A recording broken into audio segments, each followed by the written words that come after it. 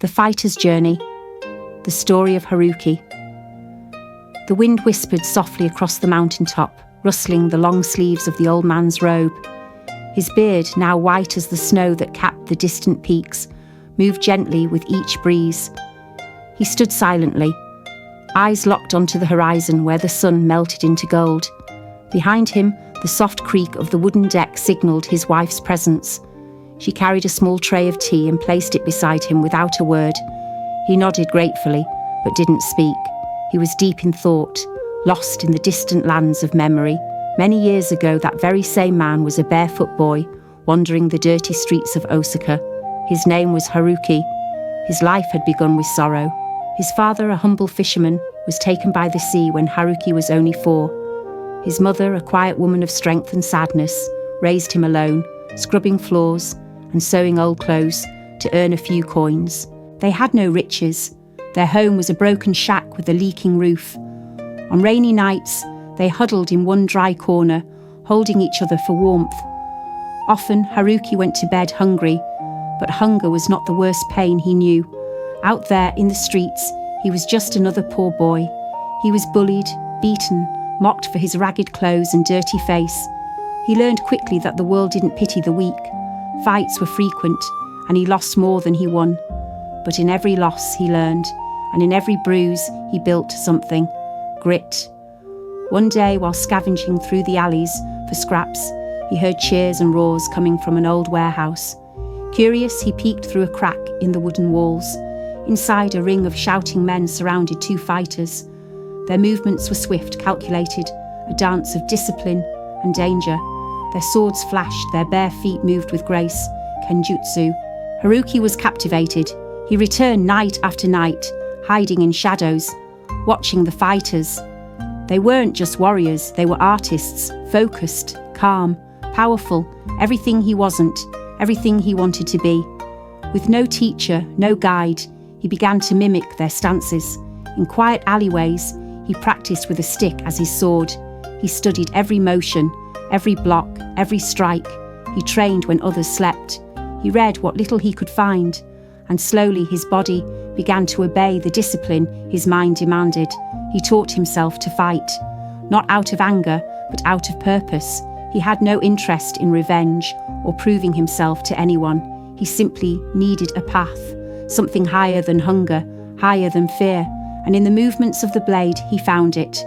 Years passed, he grew stronger. He fought in underground matches, at first losing, then winning. His name spread quietly, but more than the skill, what people noticed was his calm, his stillness, his honour. He bowed before and after every match, no matter the outcome. He showed respect to those who beat him and gave grace to those he beat. Eventually, a master from the old mountains, a retired samurai who had once fought for the emperor, heard of the street boy who had trained himself with nothing but will. He came to watch, and then to teach. The training was harsh, the mountain air was thin, the days long, the routines strict. Haruki was pushed beyond what he thought were his limits, but he never broke. He bent, he struggled, he fell, but he stood up again. His master saw in him not just skill, but spirit. And under that master's guidance, Haruki became more than a fighter. He became a warrior, then a teacher, then a protector. He built a small house atop the mountain, far from the violence of the world. There he taught discipline, peace, and purpose to wandering boys like the one he used to be. He taught them to control their anger, to sharpen their focus, to respect all life.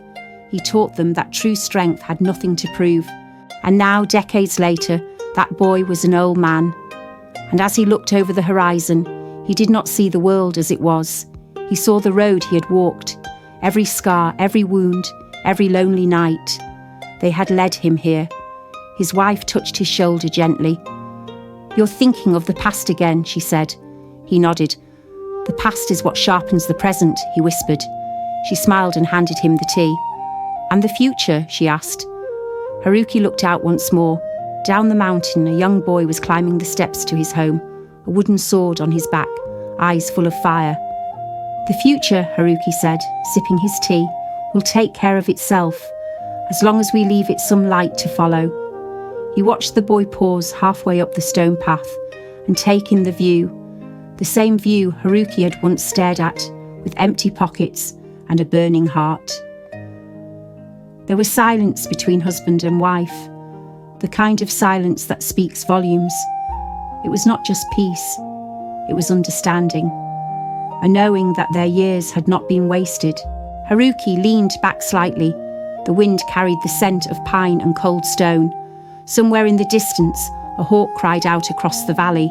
He closed his eyes, just for a moment, and let the memory of every version of himself pass by. The boy, the fighter, the wanderer, the student, the teacher, the husband. All of them had climbed their own mountains to stand here now together. The boy within him was no longer afraid. The man he had become no longer sought approval, and the old warrior standing on the deck knew something he wished he could whisper to every child staring up from the shadows. You are not your suffering, you are your steps. The sun dipped below the edge of the world, and the sky held the colours of every step Haruki had taken.